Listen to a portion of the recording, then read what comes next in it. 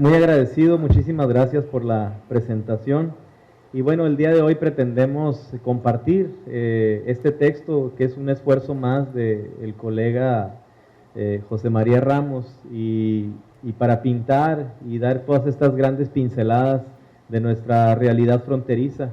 Los que hemos nacido en frontera y de alguna manera hemos experimentado de una diversidad de formas los cruces fronterizos, ya sea por cuestiones laborales, para visitar a la familia o para ir de compras, sabemos de todas las problemáticas que enmarca el cruzar la frontera, y sobre todo para aquellos que lo hacen de manera irregular o de manera ilegal, y sabemos todos los viacrucis que tienen que hacer para llegar hasta aquí y después lograr hacer el cruce, como dicen los colombianos, coronar.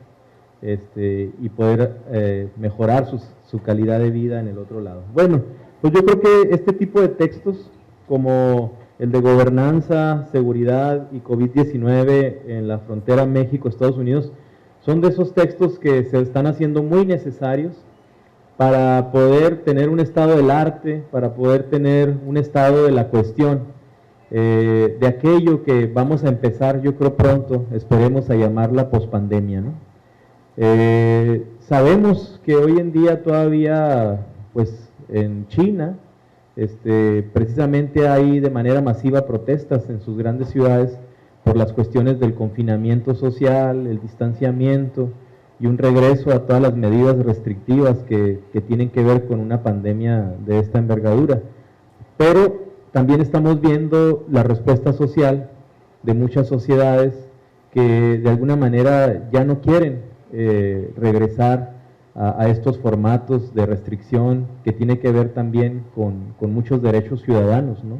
Y sobre todo en las grandes urbes, en nuestras grandes zonas metropolitanas y en nuestras ciudades intermedias. Pues bueno, pues estos libros van a empezar a ser más recurrentes en la ciencia social, en las humanidades, también en las ciencias de la salud, en las ciencias clínicas, pero yo creo que estos acercamientos como el que ha logrado hacer José María, sobre todo en nuestra realidad, de manera más regional, que tiene que ver con cómo se administra y cómo se gestiona durante un periodo de crisis de salud, en temas que tiene que ver con control de poblaciones. Los gobiernos de Estados Unidos, y en lo que corresponde a Ciudad Juárez, los gobiernos del estado de Texas, históricamente, desde las grandes migraciones de mexicanos hacia los Estados Unidos, ya sea de manera legal o ilegal, sobre todo en el periodo del 42 al 64 del siglo pasado, con el programa Braceros, siempre han estado muy preocupados por el tema del control de poblaciones, por el tema de cómo administras a las poblaciones de la gente que no es de sus ciudades, a los que somos foráneos o a los extranjeros. Entonces genera muchos miedos sociales, muchos temores ciudadanos para la gente local cuando llegan oleadas migratorias, por ejemplo, las famosas caravanas, y estas otras crisis que son las crisis migratorias, que son finalmente crisis humanitarias. Entonces, el contexto donde va a escribir José María es un contexto de crisis de salud, de crisis humanitaria, migratoria, pero que también contempla otras crisis, como las crisis económicas, como resultado de la pandemia y ahora de la guerra en Rusia versus Ucrania, y otras crisis medioambientales, del calentamiento global, y otras crisis de las instituciones, crisis de la vivienda y los equipamientos en las grandes ciudades, y es decir, lo que tenemos configurado es lo que le estamos llamando la policrisis, es decir, una multiplicidad de crisis que convergen en una gran crisis que hay autores en las ciencias sociales que llaman una crisis civilizatoria, ¿no? Y que estamos cerrando un gran ciclo civilizatorio de 500 años, ¿no? Y por eso todas estas tensiones y todas estas contradicciones estructurales que quizás yo siempre he dicho que es en la frontera, y sobre todo en esta frontera tan especial, tan específica de México con los Estados Unidos, donde estas tensiones y estas contradicciones estructurales del sistema mundo capitalista se hacen mucho más manifiestas y tienden a agudizarse. Y después de ahí se van a representar en muchos formatos en otras regiones del mundo, pero creo que aquí, en términos académicos, somos todos los fronterizos unos privilegiados porque estamos en un lugar donde estos fenómenos son mucho más visibles y se materializan y es materia de investigación y de estudio. Pues bueno, en términos generales, sobre la estructura de este libro que nos facilita su autor, está distribuido en 5 grandes capitulados, en 5 grandes apartados, con unas conclusiones generales, donde el primero de ellos, que lleva por nombre Estado, Gobernanza y COVID, trata todos los asuntos de lo que se le llama la gran agenda social y toda esta preocupación ahora de nuestros gobiernos federales, estatales y locales por cubrir y tener en cuenta todos los objetivos del desarrollo sostenible que vienen del año 2015 de la Gran Agenda 2030, ¿no? Y que esta Gran Agenda 2030 fue un producto de una gran discusión internacional donde se plantean algunas categorías que recupera José María, como es el tema de la gobernanza, ¿no? Ahora, el tema de la gobernanza, pues José María lo lleva a estos niveles fronterizos y entonces se preocupa por abordar los temas de gobernanza, de la política social, cuál es el acercamiento en términos comerciales, cuál es en términos de infraestructura, nuestras capacidades instaladas y sobre todo un tema que nos trastoca a todos, que es el tema de la seguridad fronteriza. Y en un segundo apartado, grosso modo, en términos muy generales, se encarga otra vez del tema de la gobernanza, pero vinculada al cambio climático y a la cooperación ambiental entre los gobiernos de México y Estados Unidos. Sabemos todos la resistencia histórica de las últimas décadas que ha tenido el gobierno norteamericano por firmar todos los convenios y los tratados internacionales para una amplia agenda de cambio ambiental a nivel global para evitar el calentamiento. Y ahora que se realizó hace unas semanas la COP27, que reúne a los primeros mandatarios y a los jefes de estados y ministros de muchas naciones para tratar de hacer una agenda global internacional para tratar de reducir la merma que estamos causando en términos de huella ecológica los seres humanos en nuestro paso por nuestro planeta. Y entonces esa también es una parte de los recorridos de esta discusión que hace José María y se pregunta sobre el papel del Estado mexicano y sus capacidades instaladas para dar respuesta a estos objetivos del desarrollo en términos de cambio climático. Entonces, esta agenda que se contempla del presente año hasta el año 2030 como una proyección a un futuro inmediato, se revisa además una propuesta de la política ambiental y de un programa sectorial del modelo ambiental y de recursos naturales que fue del año 2020 y que está por cerrar en el año 2024 muy próximo, de este gobierno, ¿no? Y todo ello vinculado a la gestión de la Semarnat como secretaría encargada y responsable de estas políticas, pero sobre todo de su implementación. Yo creo que una de las grandes preocupaciones que recoge este libro es el tema de la implementación de las políticas públicas, porque hemos discutido en Ciudad Juárez, la semana pasada nos visitó el rector, su rector y el maestro José María, donde se firmó un convenio de colaboración institucional entre la CUT y la Universidad Autónoma de Ciudad Juárez en términos de colaboración y de intercambio académico. Y esta visita precisamente es parte de estos intercambios y de estas agendas de colaboración. Y muchas de las cosas que decimos es de que hay mucha política pública y que a veces se dice que hace falta planeación, pero yo soy de los que defiende que más que falta de planeación es una falta de implementación de estas políticas públicas.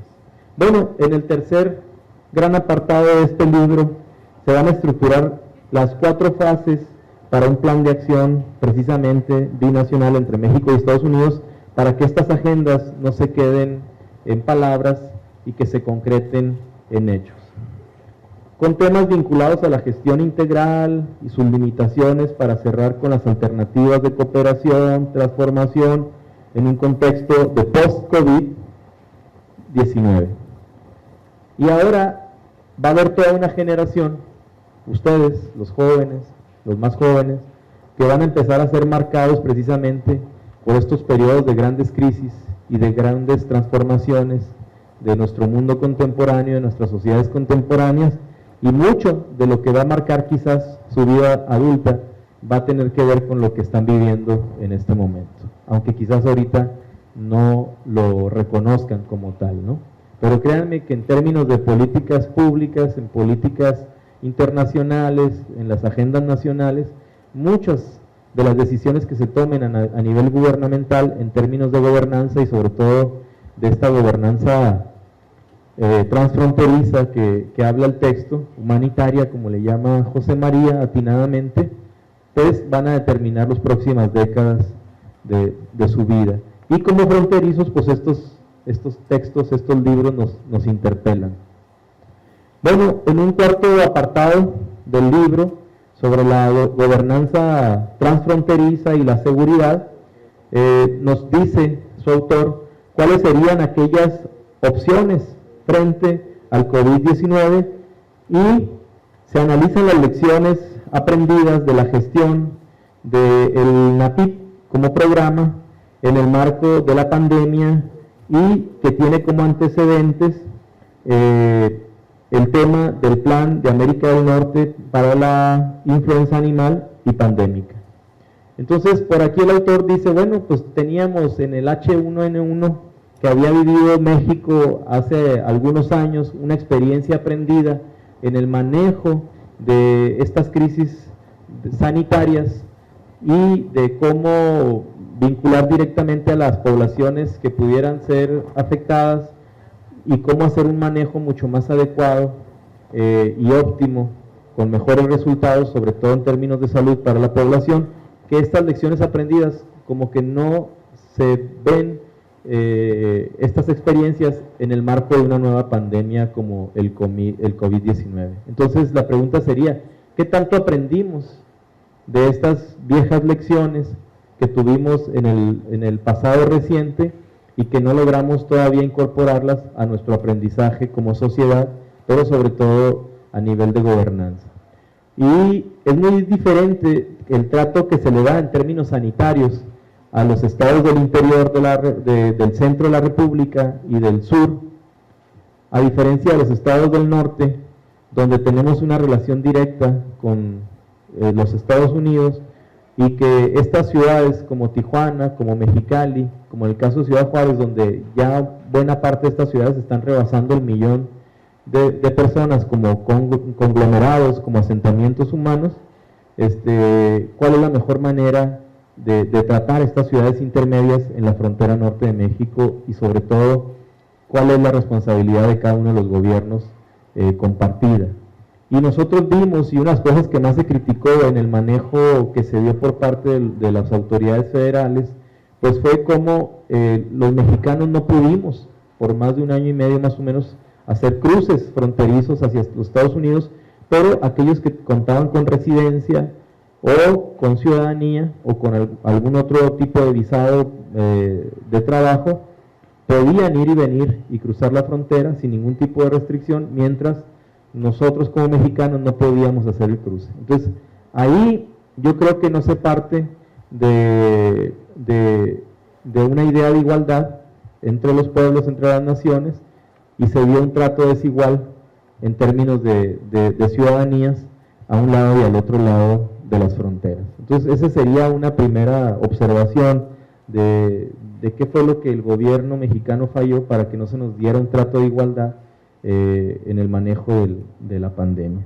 Y se explica también de manera amplia en el capítulo de cierre sobre gobernanza multinivel y política de seguridad de Estados Unidos en el contexto del COVID, donde se explica de manera amplia el papel de la Oficina de Aduanas y Protección de las Fronteras en los Estados Unidos y las formas de la nueva administración democrática, al menos en su planteamiento por parte de la Unión Americana, y las formas de esta administración y las políticas de desarrollo y de migración que incluyen el diálogo económico de alto nivel sobre el TEMEC para una frontera segura.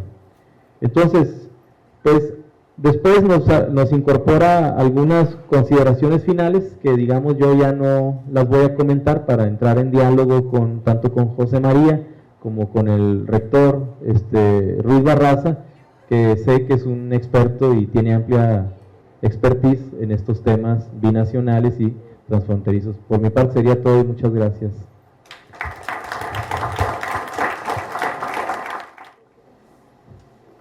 Es un libro que trata, no solo intenta, sino logra visualizar el problema de la frontera. En el marco de la gobernanza, en el marco del COVID,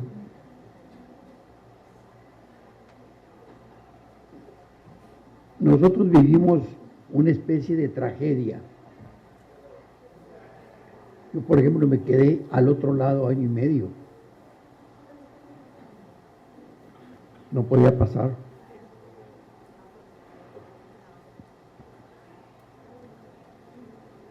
Y fueron días realmente duros, difíciles. Pero el gran tema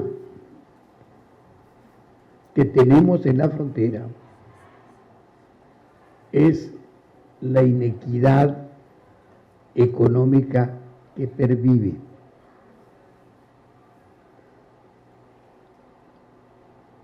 El abuso de parte de la autoridad norteamericana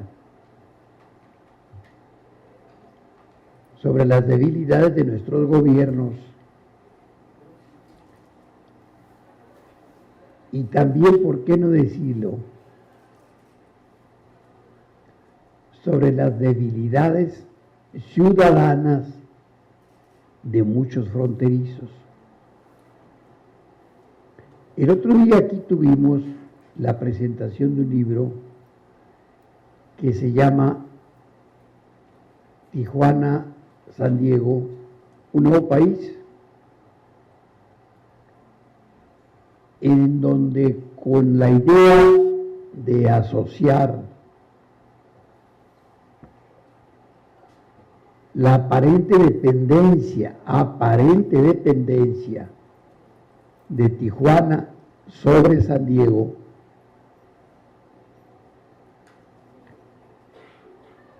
se intenta introducir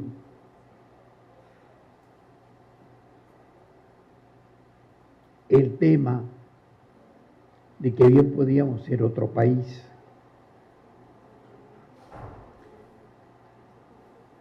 Y luego se usan términos como el de Baja, ya no se dice Baja California, Calibaja.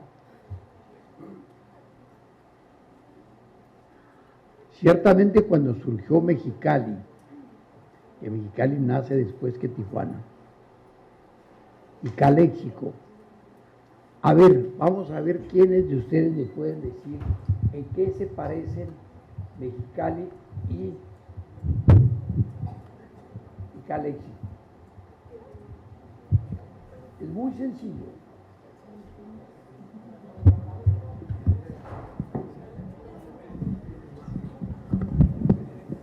Es muy sencillo. ¿En qué se parecen Mexicali y Caléxico? ¿Nadie sabe? Está facilito. Mexicali y Cali, México. Se fundaron las dos ciudades con el mismo nombre. Una, Mexicali, México, California, y la otra, California, México. En los primeros años del siglo pasado hubo un movimiento muy fuerte de los indios de Mexicali porque querían mejorar sus condiciones de vida. Vivían en condiciones terribles. No tenían empleo en las grandes extensiones de tierra que eran propiedad del gobierno de Estados Unidos. Fíjense ustedes bien, la Colorado River Company era propiedad del gobierno de Estados Unidos, no era propiedad de una empresa americana, sino de una empresa americana propiedad del gobierno norteamericano. Y se dice que a raíz de que se hizo un gran esfuerzo de parte de Estados Unidos para aprovechar Valle Imperial, se evitó que hubiera grandes avenidas del río Colorado que pudieron haber devastado el valle. Quiero decirles que en los 40, el 42 del siglo pasado, se produjo una gran avenida en el río Colorado que dejó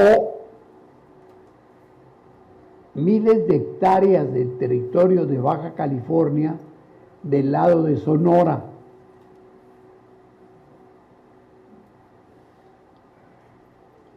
Y que hubo un gobernador, el mejor gobernador del territorio, el general Rodolfo Sánchez Taboada, que protestó ante el gobierno de Ávila Camacho y le pidió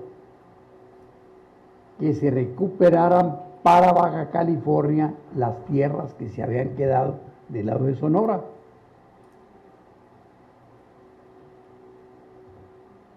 Estuvo carteándose con el presidente Ávila Camacho, con el secretario de Gobernación Miguel Alemán, y como era gobernador de Sonora, Abelardo L. Rodríguez, que había sido presidente de la República de México y con enorme influencia política, se sentaron en la tierra de Baja California. Hay miles de hectáreas en Sonora, en la costa, al sur de San Luis, que pertenecen realmente a Baja California. Y como consecuencia de ello, el general Sánchez Taboada, en un acto de vergüenza patriótica, por eso es que se le tiene un monumento en Tijuana y otro en Mexicali,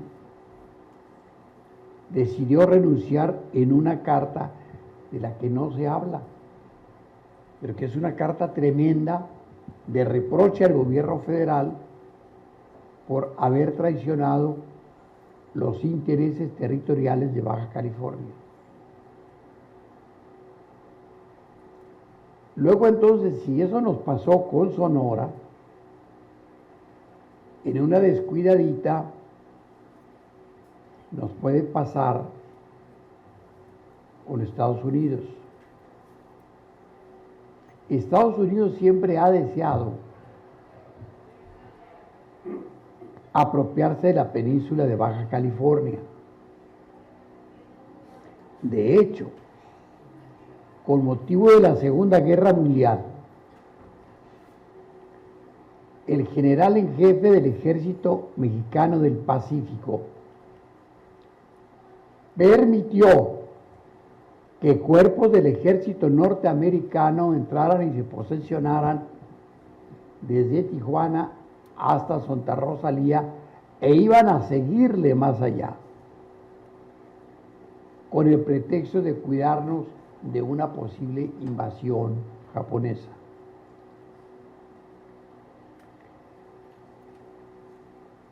tuvo que venir el general Lázaro Cárdenas, que en su calidad de expresidente había sido nombrado secretario de la Defensa Nacional.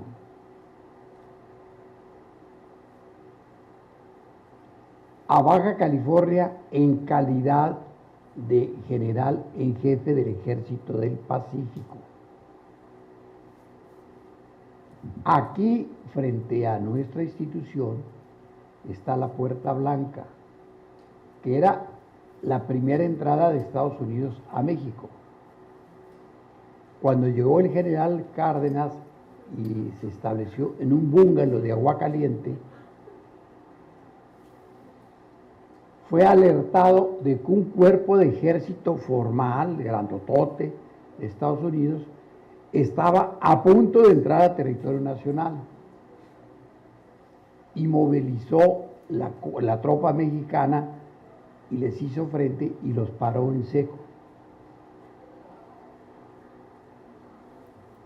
Esto derivó en la necesidad urgente de negociar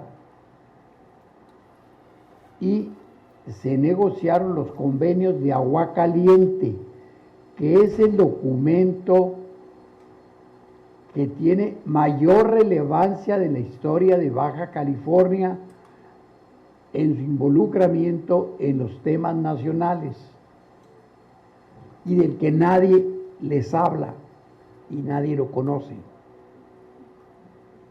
Bueno, yo sí lo conozco, cuando menos es uno. Y como consecuencia de esas negociaciones entre el general de White, jefe del ejército americano, y el general Cárdenas, se convino en el desalojo de las tropas de los ejércitos norteamericanos del territorio nacional y que se quedasen técnicos acompañando a los mexicanos en los visores que habían puesto para prevenir la posible llegada de barcos japoneses. Pero lo que los americanos querían realmente era llegar hasta Bahía Magdalena, en Baja California Sur, en la costa del Pacífico, que es la bahía, el lecho de mar más privilegiado del mundo para poner una base militar, una zona marina, que es sobre lo que iban realmente. Estos convenios se firmaron y salvaron a México.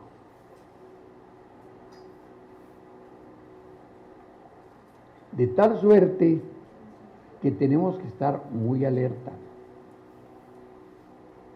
Porque una cosa es que podamos vivir allá en Estados Unidos, como yo, por circunstancias muy familiares. Soy papá y mamá de dos jovencitas, que afortunadamente la primera ya entró a la universidad y la segunda está terminando el high school y va a entrar a una universidad.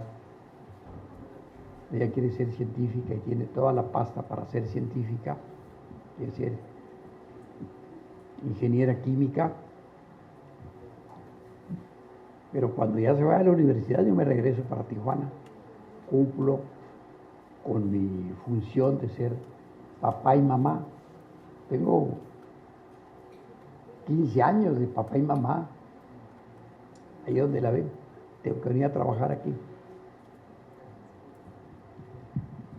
Entonces, independientemente de cualquier otro interés de orden personal, está el interés de preservar la soberanía de nuestro Estado en la Baja California.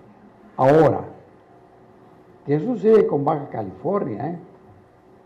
Baja California debería tener un desarrollo cuando menos similar al de Hong Kong.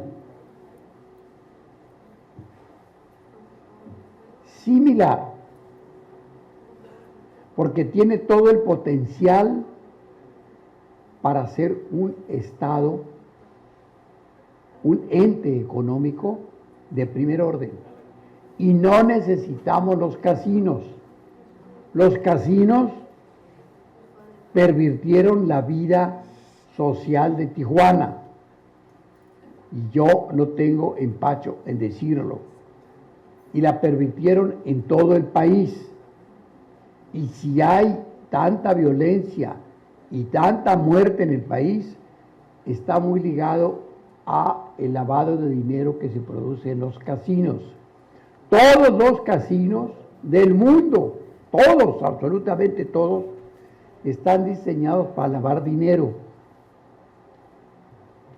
Y aquí, hasta en el fútbol, está involucrado el casino de Aguascalientes, quien es el que maneja todas las apuestas de la Federación Mexicana de Fútbol. Y le dan su mochada a los árbitros cuando quieren perjudicar a un equipo y matarle la moral a un equipo que no le conviene a la mediocridad del fútbol mexicano, que tiene que alinear 8 extranjeros en nuestra liga. No es posible. Y 3 mexicanos. Y así quieren que vayamos al mundial y tengamos éxito. Si no tienen oportunidad los futbolistas mexicanos de jugar en sus propios países, en su propia liga. De tal suerte que en este libro se plantean, como lo ha hecho también, lo he explicado también el señor doctor Herrera, las alternativas de poder manejar mejor nuestras relaciones fronterizas. Ciertamente a Tijuana, durante la pandemia, le fue bien porque vinieron muchos consultores, muchos consumidores americanos. Le fue muy mal a Caléxico, le fue muy mal a San Isidro, le fue mal a Chula Vista, le fue mal a San Diego, le fue mal a Valle Imperial. Pero de este lado nos fue mejor porque tuvimos clientela permanente. Sin embargo, es importante apuntar que hay un joven de una cachucha azul que está echando o plática o novio con su compañerita. Aguántense las ganas de platicar un ratito. Cuidado con las manos, ¿eh?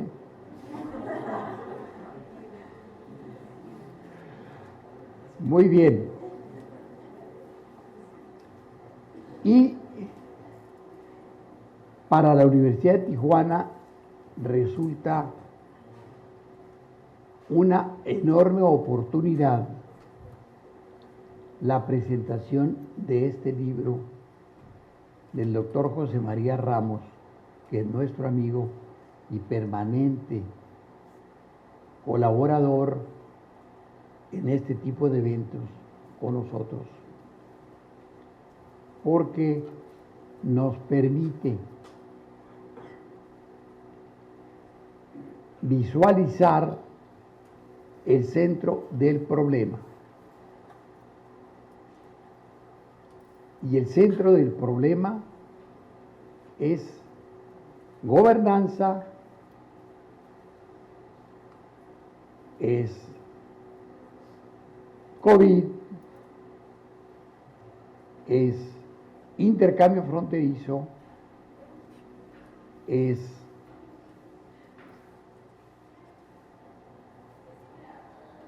desarrollo inmobiliario,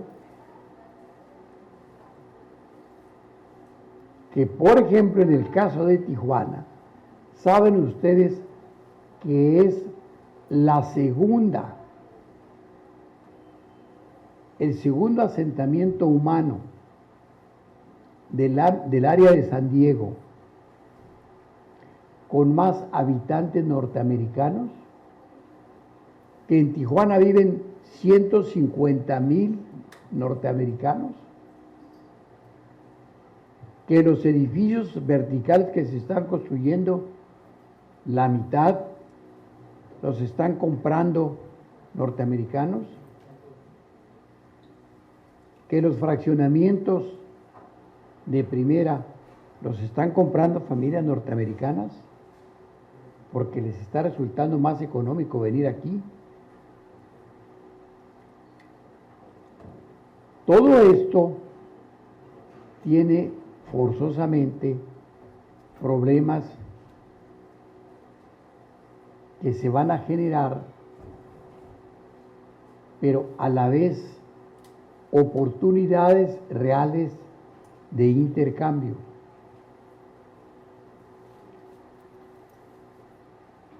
Yo quiero felicitar al doctor Ramos por el magnífico libro que nos viene a presentar, decirle que admiramos su trabajo tenaz como investigador del COLEF, que el COLEF ha hecho una gran aportación a la investigación en Baja California, y que no solo de los problemas de Baja California. El COLEF publicó un libro muy interesante hace como 10, 12 años sobre un tema que nunca lo han escuchado ustedes: los caballeros tecles. ¿Saben quiénes eran los caballeros tecles? Los caballeros tecles eran todos los miembros de las noblezas indígenas que existían antes de la conquista y que se aliaron con Cortés, que Cortés ha comandado el ejército indígena más grande de la historia de México, hasta 100,000 indígenas, para vencer a Tenochtitlán, y a todos le reconocieron su título nobiliario y les dieron tierras y fueron encomenderos como fueron los españoles. Eso tampoco se los dicen en la escuela, en ningún nivel educativo. El COLEF hizo una investigación sobre eso, no recuerdo la autora, ahí tengo el libro, donde describe perfectamente el tema de los caballeros tecles. De tal suerte que para mí es una enorme satisfacción que nos acompañe el doctor José María Ramos y que haya venido desde Ciudad Juárez Luis Alfonso Herrera a acompañarnos. La semana pasada estuve por allá, me acompañó el maestro José Cruz Holguín, anterior director de la preparatoria Lázaro Cárdenas, y pudimos convivir, intercambiar ideas y firmar un convenio que va a ser de alto beneficio para nuestra institución. De manera es que le doy las gracias al doctor Ramos por venir a compartir sus saberes, sus interpretaciones, además muy personales, sobre el tema de la frontera, y desde luego a Luis Alfonso Herrera por venir a compartir con ustedes, con nosotros, sus grandes saberes en materia de la sociología de la frontera, de los graves problemas que viven nuestras fronteras en violencia. Y Ciudad Juárez hace años era una cosa terrible lo que le pasaba a las mujeres, que las secuestraban y aparecían muertas, y que no era otra cosa que el chantaje de las bandas criminales contra los empresarios que no les daban su cuota y se vengaban secuestrando sus trabajadoras y matándolas de manera brutal. Chihuahua tiene una historia muy interesante en la lucha de las mujeres. Acaban de poner una placa muy grande sobre esta dama que mataron junto al Palacio de Gobierno, que anduvo buscando a una hija que le habían robado. Y yo celebro que tengamos esta reunión y que nos acompañen. Les doy la más cordial bienvenida. Muchas gracias por las palabras del rector Ruiz Barraza, a mi persona y al trabajo que hemos desarrollado en los últimos años en el Colegio de la Frontera Norte. Igualmente un agradecimiento al profesor Luis Alfonso Herrera, que como lo comentaba el rector, viene desde Ciudad Juárez para hacernos una serie de aportes, una serie de reflexiones. Bien, quiero centrar esta presentación muy breve en los siguientes 3 puntos. El primero de ellos, ¿qué aporta este texto para la formación de los estudiantes en el área de ingeniería? En primer lugar, uno de los temas de frontera que lo comentaba el rector y de alguna manera el profesor Herrera, es que en los últimos 20 años, a raíz de los atentados terroristas del 2001, el gobierno de Estados Unidos y en parte México propusieron crear la frontera del siglo XXI o la frontera del futuro. ¿Y esto qué significa o significaba? Significaba por una parte el hecho de fortalecer las políticas para reducir los riesgos terroristas que impactaran en nuestros puertos fronterizos, ya sea del lado de México o de Estados Unidos, pero que no afectaran la agilización del cruce de personas, autos y mercancías. ¿Y esto por qué? Porque uno de los objetivos de la gestión de las fronteras, de ambos lados de la frontera, ¿cuál es? Que ustedes puedan ir a Estados Unidos, que nuestros familiares, nuestros paisanos o los estadounidenses vengan a México de compras, es decir, el tema de las ganancias para ambos actores. En ese sentido, uno de los temas centrales que de mi punto de vista los ingenieros deberían estar alertos es cómo Estados Unidos y México están fortaleciendo las innovaciones tecnológicas para optimizar, para agilizar el cruce de autos, personas y de mercancías. Y ahí entran una diversidad de temas que de cierta manera se abordan en este libro, como por ejemplo el hecho de que, recordarán, en el 2004 se crea la tarjeta rápida, o sea, Smart Card, que tiene que ver, como ustedes lo saben, seguramente algunos de ustedes o sus padres los tienen. Esa tarjeta nos permite cruzar quizás en 15, 20 minutos, a diferencia del cruce normal, que uno demoraría cerca de aproximadamente, pues como saben, ¿no? 2, 3 horas, dependiendo de la hora que se cruce.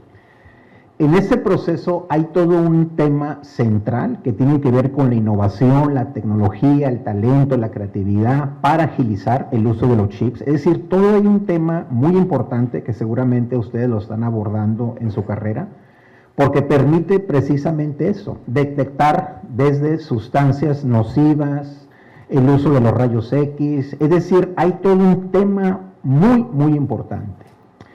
El libro toca un tema que lo comentaba el profesor Luis Alfonso Herrera, que es la relación entre el cruce de personas, las innovaciones y los temas ambientales.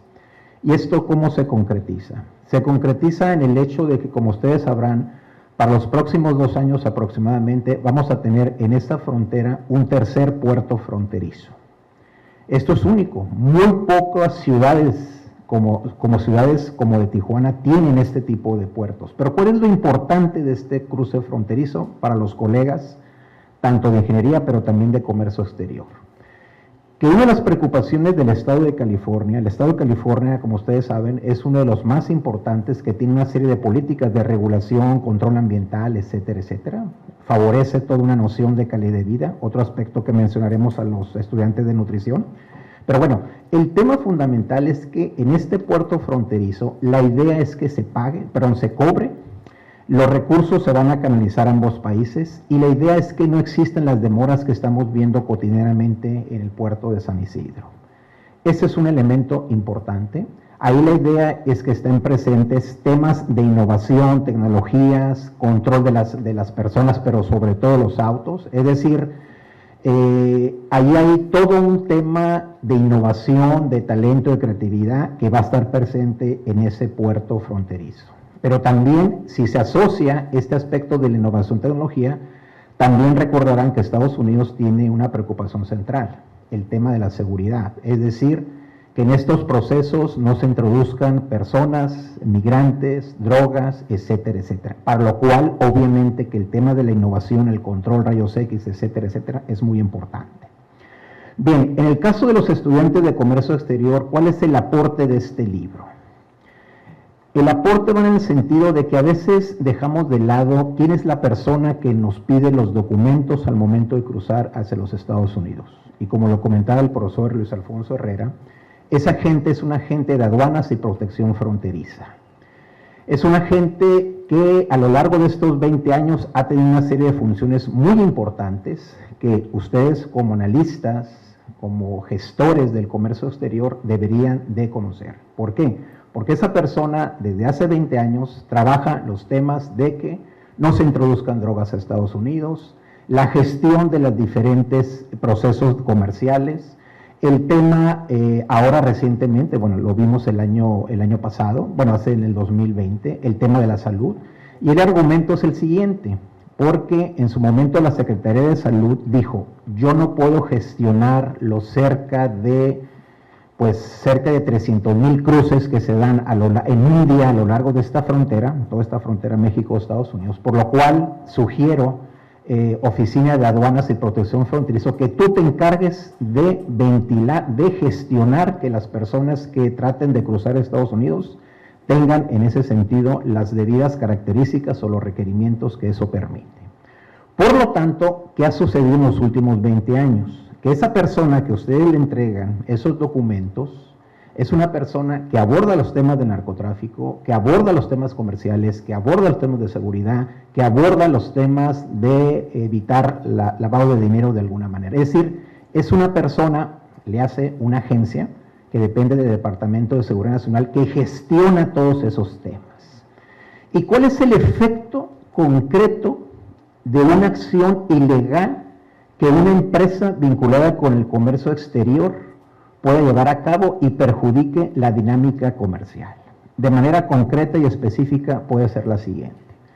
Que en un proceso aduanal en el cual una empresa contrata a otra empresa o subcontrate a otra empresa para que transporte sus mercancías a Estados Unidos, al momento de cruzar, y aquí viene la relación con los estudiantes de ingeniería, a través de rayos X o otros sistemas se detecta que hay una sustancia ilegal o se están internando sustancias, drogas, etcétera, etcétera. Desde ese momento, esa agencia que tuvo para ese efecto lo que llaman el FAS, es decir, que eso le va a permitir a esa empresa cruzar de manera rápida, desde ese momento ya no va a poder cruzar.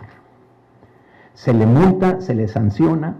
¿Y por qué? Porque precisamente uno de los temas centrales que abona el texto y que es una de las principales preocupaciones en este caso de los Estados Unidos es que, perfecto, que vengan esas mercancías porque las requerimos, porque forman parte de estos procesos de subcontratación, pero que no se internen drogas o no se internen otro tipo de sustancias. Y el afectado en este momento es la empresa que subcontrató a la empresa que le proveyó el transporte que le va a permitir cruzar hacia los Estados Unidos. ¿Y qué sucede en ese momento? Que esa empresa que tiene 2, 3 años pasando 4 o 5 caminos diarios de mercancías, de artículos, etcétera, etcétera, ya no lo va a poder hacer. Por lo tanto, ahí es donde viene un tema central que es propio, ya sea de los de comercio exterior o los de derecho. ¿Qué tendría que hacer yo para decirle a CBP, es decir, Aduanas y Protección Fronteriza, que yo no soy el culpable de esa acción, sino que es la empresa, pero que a ti te sancionó? Desde ese punto de vista, ahí entran una serie de temas muy importantes que van desde cómo yo le voy a demostrar al CBP que yo no cometí, que lo que hizo ilícito fue esa empresa, es decir, tiene que ver un tema del conocimiento del sistema aduanal de Estados Unidos, del sistema jurídico de Estados Unidos, incluso del derecho migratorio de Estados Unidos. Entonces, estos temas yo interpreto que deben formar parte de ese currícula porque tienen que ver en cómo a partir de una acción muy específica que yo no puedo cruzar. ¿Por qué? Porque alguien, un trabajador, un empleado, hay que recordar que en esos procesos existe una gran cadena de personas involucradas en las cuales, pues algún momento en el turno a noche se internó algo, etcétera, ¿no? Entonces, esa parte me parece muy importante y se refleja porque CBP ha tenido en los últimos 20 años y lo va a seguir teniendo un papel muy importante en gestionar ¿qué? Temas del comercio, temas que tienen que ver con tráfico de armas, temas que tienen que ver con el cruce de migrantes, pero fundamentalmente y recientemente lo vimos con el tema de salud. Y el tema de salud fue muy simple. Uno de los temas que aborda el texto, como uno de los aportes que yo considero que es relevante, es que, como le he comentado, desde el 2001 se planteó un presupuesto central. Vamos a reducir los riesgos terroristas para evitar que no se demoren o se restrinjan el cruce de autos, personas y mercancías. Desde mi punto de vista, en el contexto del COVID, lo que se debió haber implementado es fortalecer los diversos protocolos sanitarios en materia de salud. ¿Para qué? Para que ese cruce de autos y mercancías no se disminuyera, sobre todo para las personas que, como sabemos, duramos cerca de 18 meses sin poder cruzar. Como lo comentaba el rector, lamentablemente del lado de Estados Unidos sí cruzaron, y eso pues benefició la dinámica de esta región, pero también perjudicó los diversos intercambios socioculturales. Ustedes no pudieron ver a sus primos, a sus sobrinos, a sus hermanos, entonces fue una situación que generó una serie de efectos negativos. Bien, finalmente, ¿cómo aporta este texto para los estudiantes de nutrición? Lo aporta de la siguiente manera y sobre todo a partir del capítulo 1, que lo comentaba el profesor Alfonso Herrera, es un aspecto muy importante, porque ahí se aborda en cómo, en la medida en que mejoramos nuestros sistemas alimentarios desde el punto de vista de qué es lo que estamos comiendo, qué comemos, qué estamos comiendo y qué vamos a comer en los próximos años, eso va a beneficiar nuestra calidad de vida y sobre todo nos va a mejorar en la salud. Desde ese punto de vista, el texto abona a cómo es necesario generar una serie de políticas públicas desde el punto de vista preventivo para reducir los problemas crónicos o los riesgos crónicos que pueden generar mayores afectaciones, pero sobre todo vulnerabilidades. Se supone que la pandemia ya pasó. Sin embargo, como ustedes saben, y lo comentaba de manera muy atinada el doctor Herrera, tenemos manifestaciones muy fuertes en China, precisamente porque el argumento central de ellos, ¿cuál es? Es que debemos de seguir controlando, y sobre todo las distintas variaciones. Hace un año tuvimos la variación de Omicron, que generó una serie de efectos particulares. Ustedes, tengo entendido, y por eso es parte del cubrebocas, ha habido un rebrote por el cambio de clima, de gripe, etcétera, etcétera. Entonces, ese es un tema de fortalecer los protocolos sanitarios, pero el punto central aquí, y es un tema que si bien no se aborda explícitamente en el texto, pero es un tema fundamental, es cómo a partir de ahora y para el presente vamos a mejorar nuestros hábitos alimenticios para reducir nuestras vulnerabilidades y evitar tener una serie de contagios. ¿Por qué? Porque la gran pregunta que plantea el texto es que, si bien se ha controlado la pandemia, de hecho el día de hoy estuvo el subsecretario Gatell, ya tenía bastante tiempo que no aparecía en las mañaneras del presidente López Obrador, y uno de los temas que él mencionó ahora es que si bien ya el número de muertes en México se estaba controlando, se estaban dando determinados decesos, pero por lo cual se debería estar alertas, pero sobre todo por los efectos de la pandemia. En suma, como pueden apreciar, este texto aborda o da una serie de recomendaciones, una serie de propuestas, abona a fortalecer su formación en el área de comercio exterior, en el área de ingeniería, y en el caso específico de nutrición igual. ¿Por qué? Insisto, Por ejemplo, en Estados Unidos, aquí en San Diego, a raíz de la pandemia, se están generando toda una serie de políticas públicas preventivas para mejorar las condiciones de salud, sobre todo de los adultos mayores. Este es un tema importante porque recordarán que las personas que más lograron afectarse fueron personas ya de tercera edad, adultos mayores. Entonces en San Diego se están generando toda una serie de políticas públicas orientadas a mejorar la calidad de vida, la alimentación, el mejor generar una serie de políticas preventivas para reducir ese tipo de efectos, ¿no? Entonces, considero que este tema de la calidad de vida es un aspecto muy importante. Los estudiantes de nutrición me parece que tienen o deberían preocuparse por este tema. Considero que lo están haciendo, pero yo creo que en la medida que este texto trata de ver cómo se gestionó esta pandemia, y desde mi punto de vista, y se comenta, y se desarrolla y se fundamenta, sí faltaron algunas políticas. Una de ellas, por ejemplo, fue de que Estados Unidos nos pudo haber exigido, quizás a las personas, en primer término, a los que tienen la visa rápida, de Smart Card, una por PCR, para cruzar de manera inmediata con un laboratorio certificado. Igualmente eso se hubiera extendido. Es decir, hay toda una serie de experiencias que las vivimos, por ejemplo, con la pandemia H1N1 en el 2009. Claro, la magnitud del efecto era otro. Sin embargo, desde ese punto de vista, creo que se pudo haber gestionado mejor esta pandemia y sobre todo porque siguen latentes algunos riesgos.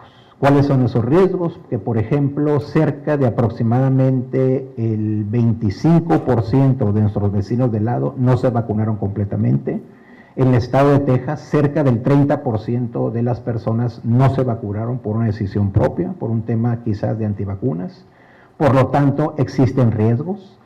Cuando se dio el tema del H1N1, uno de los temas que se planteó en el Plan de América del Norte era que se tenía que seguir cooperando entre los tres países, con Estados Unidos y Canadá, porque, ojo, en el 2009 se decía, se van a presentar una serie de pandemias en los próximos años por los cuales los protocolos sanitarios deberían existir.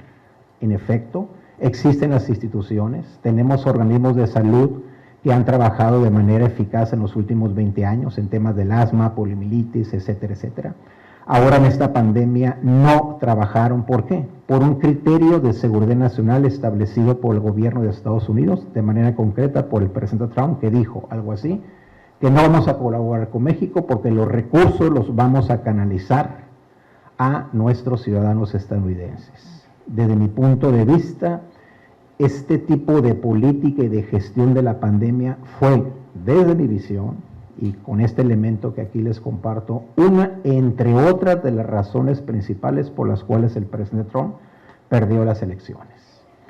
Bien, finalmente, ¿cuáles son algunas líneas de acción o de investigación, incluso para la propia formación de ustedes, que este texto puede abonar? Primer punto, el tema que se menciona en el primer capítulo, que los efectos de la pandemia nos generaron, por una parte, que sus padres no pudieran trabajar, que ustedes no vinieran a las escuelas, y ahí se generaron una serie de alternativas, pero también que los procesos de formación, por ejemplo, de los estudiantes de medicina y odontología, su experiencia profesional tuvo algunas limitaciones. Ahora se está corrigiendo ese tema, pero bueno, el tema central es que en un contexto de contracción de las opciones laborales, ¿qué vamos a hacer desde casa? Es decir, ese es un tema fundamental. Y ahí viene todo un tema del autoempleo como una alternativa. Seguramente sus padres se dedicaron directo o indirectamente a la venta de algún servicio, de una actividad, y eso sin duda alguna refleja un aspecto central. Segundo punto, y algo relevante desde el punto de vista de la salud. Seguramente ustedes, sobre todo el primer año y parte del segundo, el hecho de no poder interactuar, de no venir a clases, generó una serie de situaciones desde el punto de vista psicológico, mental. Lamentablemente, a la fecha, una de las terceras causas de muerte de jóvenes y adolescentes son los suicidios, en parte, de mi punto de vista, atribuidas a los efectos de la pandemia. Entonces, este tema de la salud mental, ese es un tema que se tiene que fortalecer en nuestras escuelas, sobre todo por las vulnerabilidades que esto generó, por los espacios de soledad. Sin embargo, imagínense ustedes que tienen y tuvieron la oportunidad de tener ese teléfono que les permitió interactuar en redes. En la última pandemia, hace 100 años, no se tenían esos sistemas de comunicación. Entonces, segundo tema es las afectaciones de la salud mental. Finalmente está el tema de cómo este mes de diciembre vamos a cumplir 200 años de relaciones diplomáticas con los Estados Unidos. Vamos a seguir siendo vecinos de Estados Unidos. La relación con los Estados Unidos, ustedes mejor que yo lo saben, es de oportunidades desde el punto de vista de música, de vestimenta, de espacios de recreación, etcétera, etcétera, procesos de interacción que nuestros adolescentes y jóvenes del centro y del sur del país no los tienen. Sin embargo, el hecho de colindar con esta frontera nos da la oportunidad de esas diversas ventajas, pero también de los problemas cotidianos que, como sabemos, ¿no? Los temas de los migrantes, tráfico de drogas, etcétera, etcétera. En otras palabras, el presente y futuro de estos problemas de la frontera norte atraviesan, desde mi punto de vista, en cómo mejoramos la gestión, la administración de estos diversos problemas que nos permiten, insisto, oportunidades, problemas, pero también ventajas. Y aquí le dejaría. Muchas gracias.